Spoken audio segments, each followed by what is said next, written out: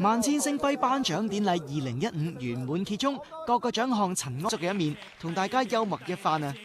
都算有啲交代啦，係嘛？秋生認為，無論獎項大小，都係藝人用努力換翻嚟嘅成果，應該得到大家嘅尊重㗎。而佢喺台上分享得獎感言時，更加有感。頒獎禮有笑有淚，唔少精呆啊！仲要係呆足死同你 OT 玩神同步，玩到友情大躍進嘅田蕊妮啊！阿田呢一晚雖然輸咗俾定欣，失落事後，但係能夠再次獲得最受歡迎電視女角色呢個獎，佢都已經好滿足啊！覺得呢個結果你滿唔滿意？另一方面，獲得最受歡迎電視男角色嘅陳展鵬，都同阿田一樣重視家庭。首次喺 TVB 頒獎禮台上得獎嘅詹平，都有特別感謝父母多年嚟嘅支持啊！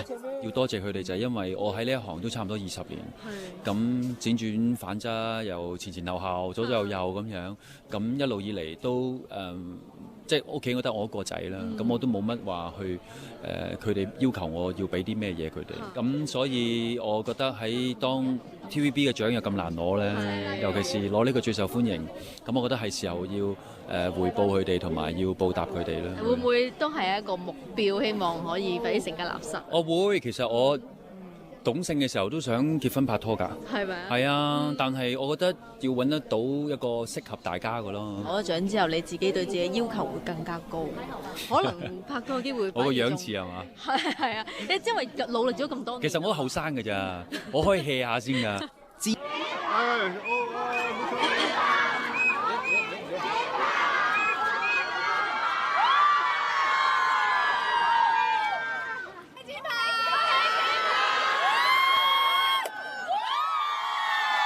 非常感動，因為其實有啲係今日我啱啱喺大馬落機啦，有啲喺大馬度已經等我，跟住有啲就今朝早一早就嚟排6點，即係同我喺大馬起身嘅時間一樣啦，一度撐到而家。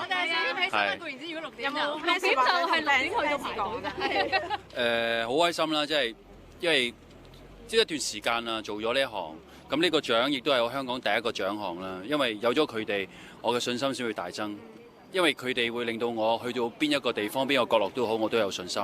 咁呢個獎我真係要同佢哋一齊分享，同埋冇咗佢哋呢個獎，我諗我未必可以上台攞到，因為堅持好重要嘅。